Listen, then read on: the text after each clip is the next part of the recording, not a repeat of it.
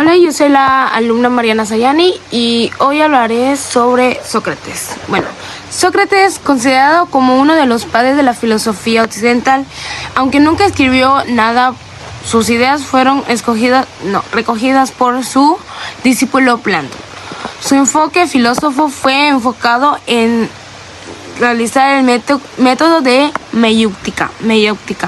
Y te preguntarás, ¿qué es la meiéutica? Bueno, Sócrates creía que el conocimiento está dentro de nosotros.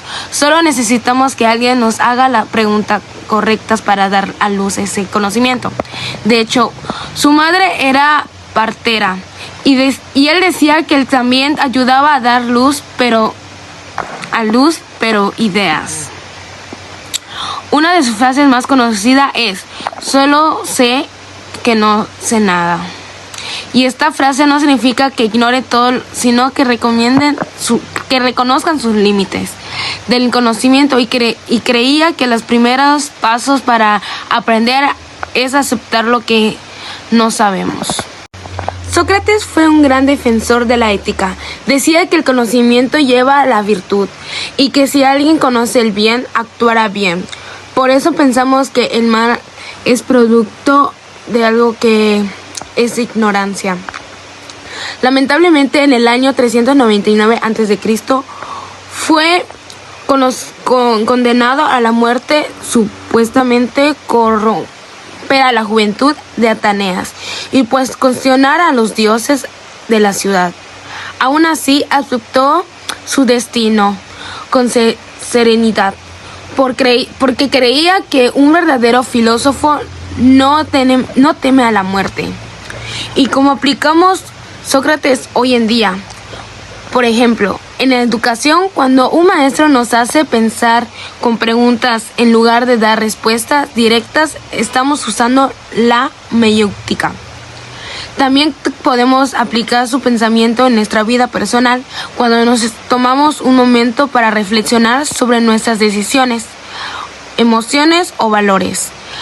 Y unas discusiones o de vez en cuando usar el diálogo y la crítica constructiva nos acerca mucho al estilo socrático.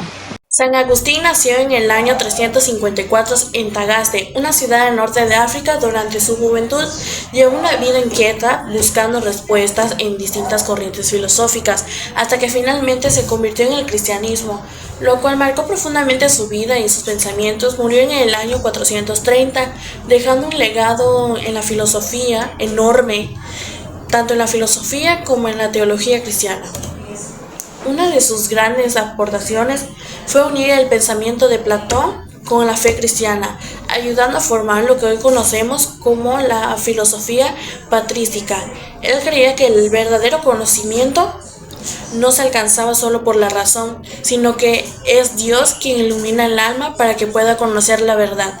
Entre sus ideas más importantes está la creencia de que el alma es lo más importante que el cuerpo, que el mal no es algo que exista por sí mismo, sino que es simplemente la ausencia del bien en nosotros y que solo en Dios podemos encontrar paz y sentido verdadero. Santo Tomás de Aquino, corriente filosófica escolástica, que es el cristianismo más razón. Datos biográficos de este es que nació en 1225 en Rocaseca, Italia. Fue teólogo y filósofo y monje dominico. Murió en 1274, influido por Aristóteles y San Agustín. Sus aportaciones fue de que integró la filosofía de Aristóteles con la teología cristiana. Propuso las 5 vías para demostrar la existencia de Dios. Desarrolló la teología natural. Dios puede ser conocido por la razón. Método del conocimiento fue de que la fe y la razón no se oponen, se complementan. La razón puede llevarnos a verdades sobre el mundo y sobre Dios. Se basó en la lógica aristotélica. Algunos postulados filosóficos fue de que Dios es el ser necesario y causa primera. La esencia y la existencia son distintas en los seres creados. El alma es inmortal y está unida al cuerpo. Una de sus frases célebres fue de que teme al hombre de un solo libro. La fe no anula la razón, sino la perfecciona. Aplicación en la vida cotidiana puede ser en la educación religiosa, que se usa su pensamiento para explicar cómo la fe puede convivir con la ciencia. Igual en debates éticos, su idea del bien común y la ley natural se aplica en la bioética y derecho. René Descartes. Corriente filosófica. Racionalismo, duda metódica. Datos biográficos de este es que nació en 1596 en La Haya, Francia. Filósofo, matemático y físico. Murió en 1650 en Suecia, padre de la filosofía moderna. Una de sus aportaciones fue de que fue el fundador del racionalismo moderno, desarrolló el método cartesiano basado en la duda, formuló el famoso pienso, luego existo. Sus aportaciones en la geometría analítica y a la ciencia. Método del conocimiento fue dudar de todo lo que no sea absolutamente evidente, usar la razón como herramienta principal del conocimiento. 4 reglas del método: la evidencia, análisis, síntesis y enumeración. Postulados filosóficos fue la razón es la fuente principal del conocimiento. La existencia de Dios garantiza la veracidad del conocimiento claro y distinto. Dualismo, el cuerpo y la mente son sustancias distintas. Frase célebre fue de pienso, luego existo. Para investigar la verdad es preciso dudar en cuanto sea posible de todas las cosas. Unas aplicaciones en la vida cotidiana que podemos tener es en el pensamiento crítico, cuestionar información antes de aceptarla.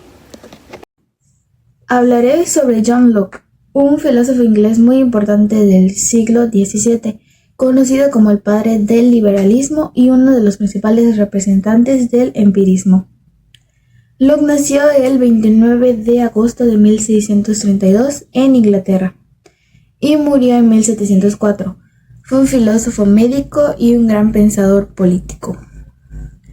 Una de sus ideas más famosas es que la mente humana al nacer es una tabla rasa, es decir, una hoja en blanco.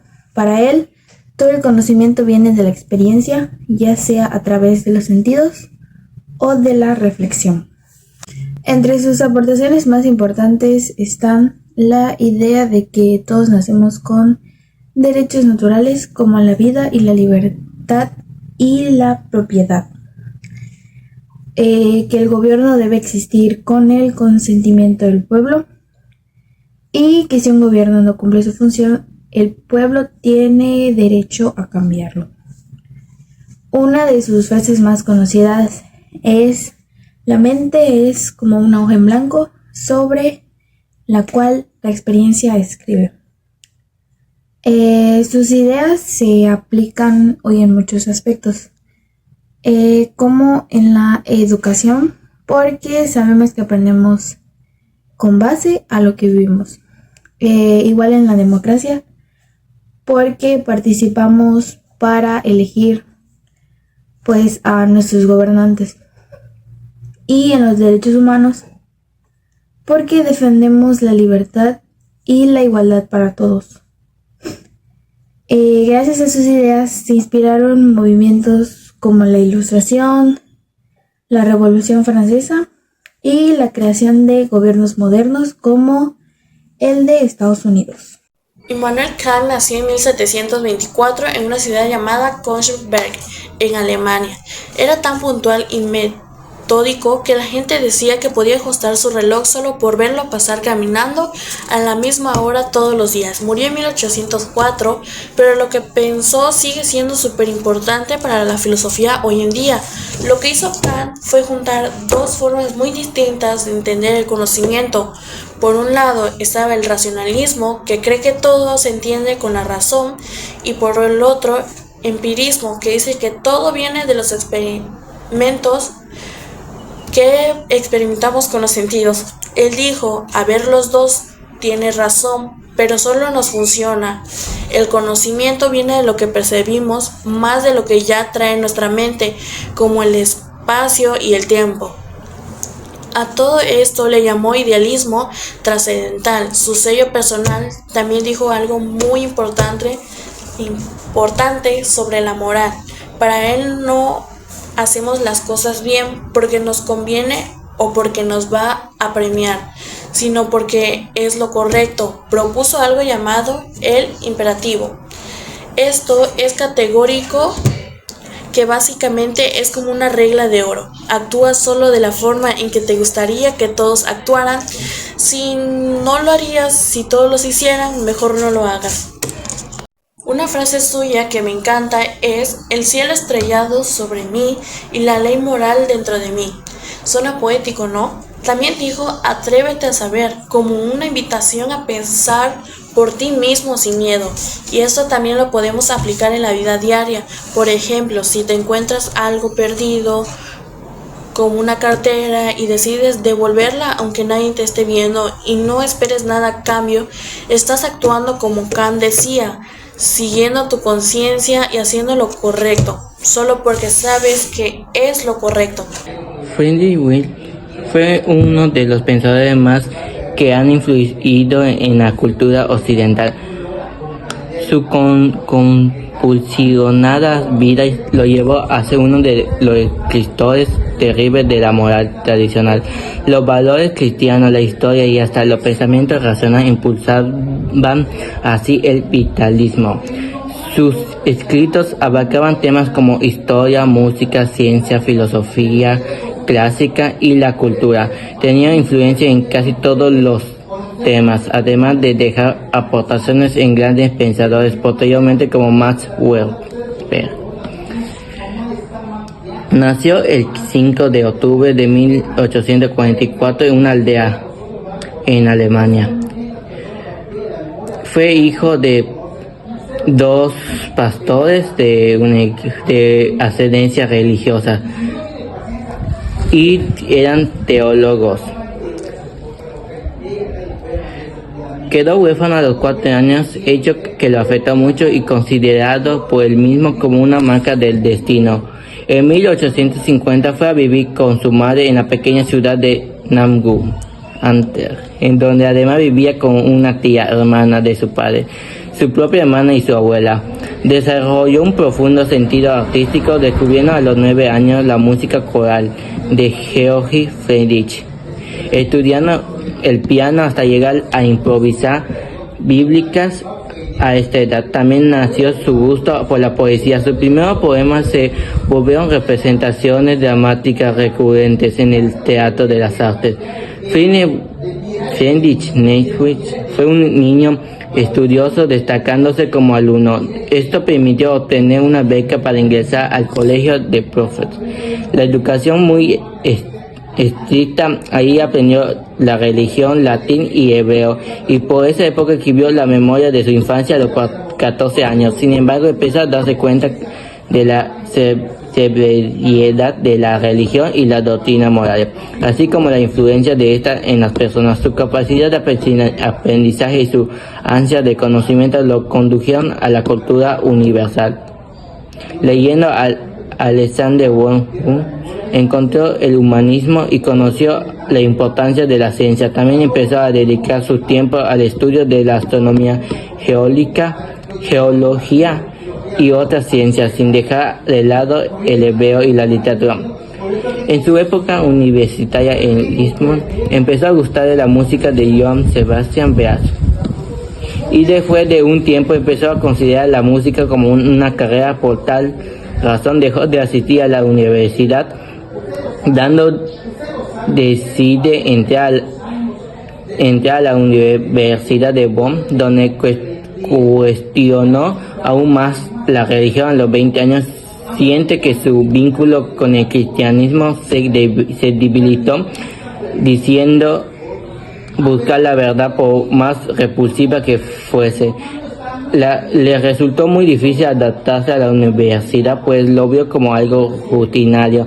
Pero al trasladarse a Leipzig, donde pensaba terminar sus estudios, encontró el libro El mundo como la voluntad y presentación de Arthur Segon, que marcaría su vida y su pensamiento para siempre. Con este libro se dio cuenta que la voluntad es un principio supremo, que más allá de la pasajero y cambiante de su vida, influenciado por Spumel, aprendió sobre la necesidad de una naturaleza fuerte, de una humanidad sencilla, de tener impulsivo correcto, además de hallarse a sí mismo. Por este camino también encontró la idea de una comunidad perfecta, organizada y poderosa, cuya vida y cohesión no se basan en leyes, sino en una idea fundamental en la que todos sus pensamientos coinciden en sus objetivos morales. también en su época, en su vida de Friedrich estuvo marcada por una calma que procede a la tormenta. Sus años productivos fueron eclipsados por una enfermedad en los que se agonizó su crítica y se volvió aún más brillante en medio de su delirio. Entre 1876 y 1881 su amistad con Wayne se deterioró y creó sus obras Humano demasiado humano y La Gaia Ciencia, en las que cada vez más incisiva y realista esta etapa de enfermedad, cuando criticó con más vehemencia la doctrina religiosa, en especial al cristianismo. Afinaba hasta los valores humanos más insignificantes y reconocía la necesidad del conocimiento como meta en la vida. Su enfermedad empeoró después de publicar su obra Aurora, Reflexiones sobre la vida. Sus últimos años de él dejó hablar con Wagner del todo, pues interpretó la composición de Parsifal como una obra engañosa, como un regreso al cristianismo, con una pensión otorgada por la cátedra en Basilea. Partió hacia Venecia a la edad de 35 años, luego volvió a Namur y al poco tiempo se marchó hacia Génova. Friedrich murió el 25 de agosto de 1900 en Viena, Alemania, a causa de la locura enfermedad que tenía desde 1899.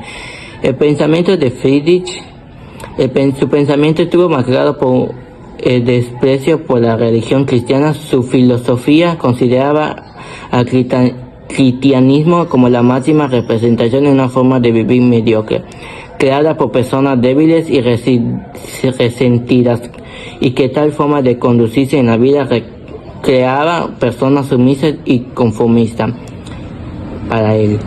Sus obras y sus libros fueron en 1862 el nacimiento de la tragedia, así van hasta 1908, que fue, creo que el último es en Homo. Durante esto estuvo lanzando muchos libros, como en 1878 Humano demasiado humano, 1881 Aurora, Reflexiones sobre los prejuicios, 1882 La Gaia Ciencia, 1884 Escritos sobre Wagner, 1895 El Anticristo, 1896 Sobre la verdad y mentira en sentido, entre muchos. Una de sus frases de él fueron lo siguiente: el individuo ha luchado siempre para no ser absorbido por la tribu. Si lo intentas, a menudo estarás solo y a veces asustado por ningún precio es demasiado alto por el privilegio de ser uno mismo. Los monos son demasiado buenos para que el hombre pueda descender de ellos. Lo que más ha marcado al hombre, ese es uno, el otro es otro. Lo que más ha marcado al hombre le han hecho siempre el máximo daño, el otro. Cuando llegue el sufrimiento, míralo a la cara y enfréntalo a él. Eso sería sobre nada más y nada menos que acabo de hablar, que es Friedrich. Eso sería todo por hoy. Hoy vamos a conocer a uno de los filósofos más influyentes del siglo XX, Jean-Paul Sartre, un pensador que nos enseñó que somos libres, pero que esa libertad viene con una gran responsabilidad. Sartre nació en París, Francia, el 21 de junio de 1905.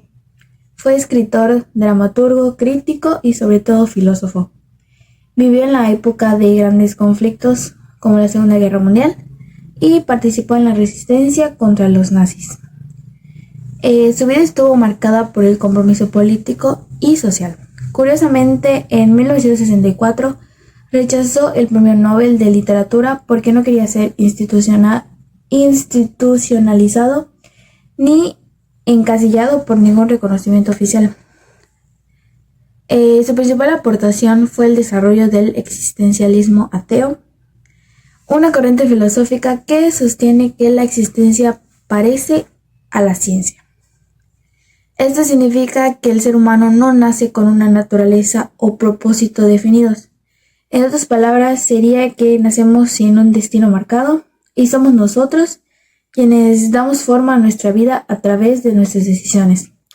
Somos lo que elegimos ser. Sartre decía que estamos condenados a ser libres, es decir, que no podemos evitar la libertad de elegir, incluso cuando no elegimos. Pero esa libertad también puede generar angustia, porque no hay una guía divina o absoluta que nos diga que está bien o mal. Somos nosotros los responsables de todo lo que hacemos, nadie más. Para comprender al ser humano, Sartre se basó en la fenomenología, una corriente que se enfoca en cómo experimentamos el mundo desde la conciencia. A través de ella analizó conceptos como la libertad, la nada, el ser y la mirada del otro. Algunas de sus frases más famosas son: el hombre está condenado a ser libre. No somos otra cosa de lo que hacemos. Otra sería que la existencia precede a la esencia. Pero, ¿cómo aplicamos esto en la vida cotidiana? Por ejemplo, si alguien decide estudiar arte, aunque su familia quiere que sea ingeniero, está ejerciendo su libertad y construyendo su esencia. O si una persona elige actuar frente a una injusticia, en lugar de quedarse callada, está asumiendo su compromiso con el mundo, como Sartre proponía.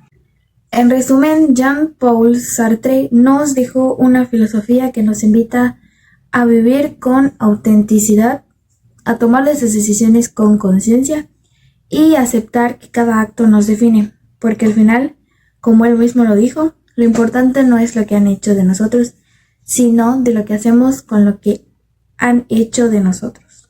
La verdad, aprender sobre Sócrates me dejó muchos pensamientos. Su frase, que solo sé que no sé nada, me pareció súper icónico. A veces creemos que lo que sabemos, a veces creemos que todos sabemos, pero en realidad no. Pero él nos recuerda que siempre hay algo nuevo por descubrir. Me gustó mucho su método de mayéutica, porque no se trata de imponer ideas, sino de ayudar a los demás a pensar sí mismo. Mi crítica es más una reflexión. Es que una forma de pensar tan radical y directamente también fue que el costo de la vida.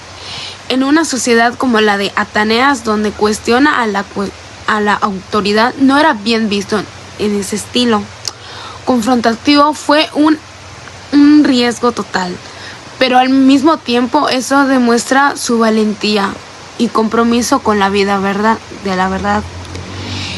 En lo personal me quedo con la importancia del diálogo y hacer preguntas profundas, incluso cuando incomodan. Me parece que eso es algo que podríamos practicar mucho más hoy en día. Mi conclusión acerca sobre estos filósofos, los filósofos que me tocaron, fue el estudio de San Tomás de Aquino y René Descartes. Muestra dos formas distintas de buscar la verdad, una basante en la fe y la razón, y otra en la duda y el pensamiento lógico. Valoro de Santo Tomás su intento de unir religión y razón, pero su enfoque depende mucho de creencias religiosas, lo cual puede limitarlo en contextos no religiosos. De Descartes admiro su pensamiento crítico y su método racional, aunque su visión puede ser demasiado rígida y dejar fuera aspectos importantes como las emociones. Ambos aportaron ideas claves para hoy en día, que nos ayudan a pensar con profundidad y cuestionar el mundo de manera más crítica. Estudiar a estos 8 filósofos nos permitió entender cómo ha evolucionado la filosofía y cómo sus ideas siguen influyendo hasta el día de hoy. Sócrates nos enseñó a pensar por medio del diálogo, aunque su forma de negar saberlo todo puede parecer contradictoria. San Agustín unió fe y filosofía, pero subordinó demasiado la razón a la religión. Santo Tomás de Aquino buscó equilibrar razón y fe, aunque su pensamiento fue muy dogmático. Descartes impulsó la razón moderna, pero su separación mente-cuerpo es cuestionable. John Locke defendió que todo viene de la experiencia, aunque ignoró aspectos innatos del ser humano. Kant unió empirismo y racionalismo, pero su filosofía es compleja y difícil de aplicar. Nietzsche nos hizo cuestionar la moral tradicional, aunque sus ideas fueron mal interpretadas. Y Sartre valoró la libertad individual, aunque su visión extrema puede generar angustia. En conjunto, cada filósofo aporta una visión valiosa, pero también tiene puntos debatibles. Gracias a ellos, hoy seguimos reflexionando sobre quiénes somos y cómo queremos vivir. Para poder concluir, voy a hacer lo que yo creo. Creo que es bueno que cada quien tenga su propio pensamiento sin hacer daño a los demás y sin tener que hacerlos que cambian de opinión tan drásticamente. Cada quien es libre de pensar como quiere y cree en lo que quiere, obviamente. Creo que si él tuvo ese pensamiento y llegó a esta conclusión por algo, ¿no? Y creo que sí puedo llegar a entender un poco lo que él quiere decir, porque no soy tan bien lo que él quiere decir, pero sí creo que entre lo que él llegó a proponer, sí hay cosas como que llegan a tener sentido, sí otras como que no sé, según como tu pensamiento es lo que puedes llegar a entender o a comprender o como tú quieras ponerlo. Y eso sería todo. Gracias. La filosofía no solo se trata de ideas abstractas, sino de cómo entendemos nuestra vida, nuestras decisiones y lo que consideramos correcto y verdadero. Cada uno de sus contextos y su forma de pensar nos deja enseñanzas valiosas que siguen siendo actuales. San Agustín nos invita a mirar hacia adentro, a escuchar al alma y a buscar algo más allá de lo material. Mientras tanto, Kant, por su parte, nos reta a actuar con responsabilidad a pesar que nosotros mismos y a ser fieles a lo que creemos que es correcto. Y también entendí algo importante, que las críticas, sean positivas o negativas, no son algo malo, al contrario, nos hacen creer, nos permiten ver desde otra perspectiva, mejorar y reafirmar lo que pensamos o transformarlo si es necesario en el fondo.